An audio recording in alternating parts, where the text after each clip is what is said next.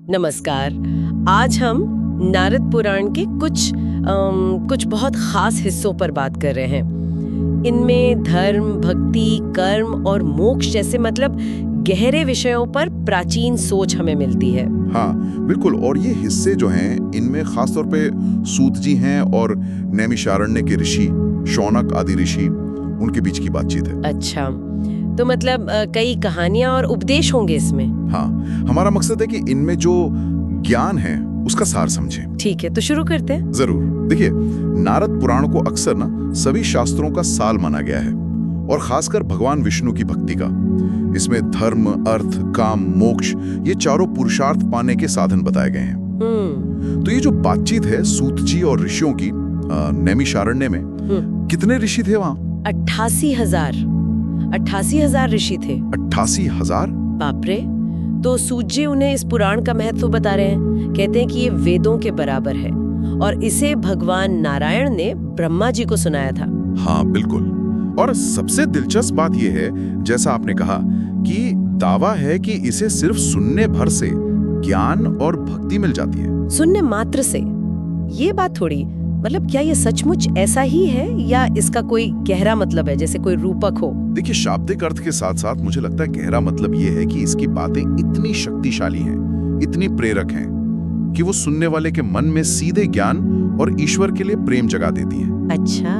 हाँ, और इसमें जोर भगवान विष्णु की महिमा और उनकी भक्ति पर है। साफ कहा गया है कि विष्णु भक्ति, खासकर उनके नाम को याद करना, नाम संकीर्तन जिसे कहते हैं। बिल्कुल, नाम संकीर्तन, वो सारे पाप मिटा सकता है। सारे पाप?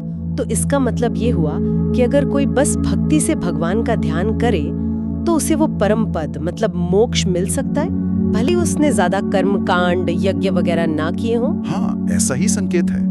ये उस समय की जो कर्म कांड प्रधान सोच थी, उससे थोड़ा हटकर एक ज्यादा, कह सकते हैं, निजी और आसान रास्ता दिखाता है।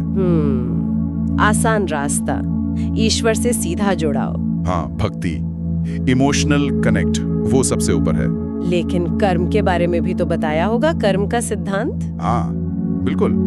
कर्म के सिद्धांत को नकारा नहीं है।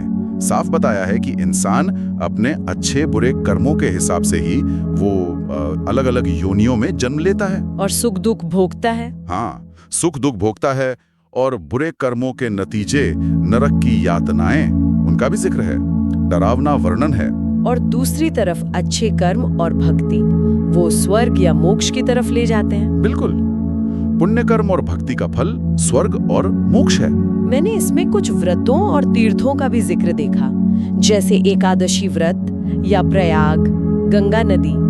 गंगा के लिए तो कहा है कि बस याद करने या देखने से पाप धुल जाते हैं। हाँ, ये भी भक्ति से ही जुड़ा है। देखिए, व्रत रखना एक तरह का अनुशासन है, ईश्वर के प्रति समर्पण। और तीर्थ यात्रा क्या है? ईश्वर के पास जाने की कोशिश। तो ये कर्म और भक्ति का मिला जुला रूप है। अच्छा, मिला जुला रूप, मतलब कर्म भी है और भक्ति भी। हाँ, कर्म का सिद्धांत कहता है फल भोगना पड़ेगा, लेकिन भक्ति उम्मीद देती है कि शायद ईश्वर की शरण में जाने से वो कर्मों का बंधन कुछ ढीला पड़ जाए या असर कम हो जाए। इसमें अलग अलग युगों की भी बात है, सतयुग, त्रेता, द्वापर और कलयुग। कलयुग के बारे में शायद कुछ खास कहा गया है, धर्म कमजोर होगा, ऐसा कुछ। हाँ, कलयुग के बारे में विस्तार से है। कहा है कि इसमें धर्म का ह्रास होगा, अधर्म बढ़ेगा।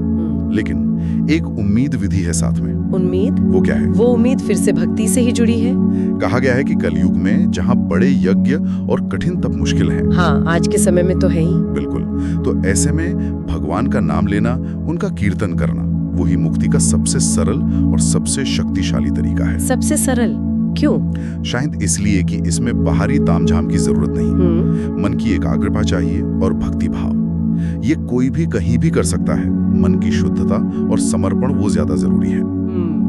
तो अगर हम इन सब बातों को समेटें तो ये हिस्से हमें क्या सिखा रहे हैं? ऐसा लगता है कि कर्म, भक्ति और ज्ञान, इनके बीच का जो रिश्ता है वो समझा रहे हैं। सही कहा। जीवन कैसे जिएं, अपने कामों के प्रति सजग कैसे रहें और आध्यात्मिक मंजिल कैसे पाएं, इस पर एक बहुत पुराना नजरिया है ये। बिल्कुल, ये दिखाते हैं कि ज्ञान, भक्ति, कर्म, तीनों रास्ते मंजिल तक ले जा सकते हैं। लेकिन नारद पुराण का झुकाव साफ तौर पर भक्ति की तरफ है, खासकर विष्णु भक्ति। तो शायद संदेश ये है कि ईश्वर के प्रति समर्पण वो कर्मों के बंधन से निकलने का एक सीधा रास्ता हो सकता है, ज्यादा सुलभ। हाँ, शायद यही एक सुलभ और असरदार तरीका। तो फिर ये हमें एक सवाल के साथ छोड़ जाता है। आज के दौर में हमारी जो रोज की जिंदगी है, भागदौड़ है, उसमें अपने दुनियावी कर्तव्य यानी कर्म और ईश्वर के प्रति भाव यानी भक्ति, इनके बीच तालमेल कैसे बैठाएं? गहरा सवाल है। कैसे दुनिया में रहते हुए भी आध्यात्मिक रास्ते पर आगे बढ़ें? ये वाकई सोचने वाली बात है। इस पर विचार किया जा सकता है।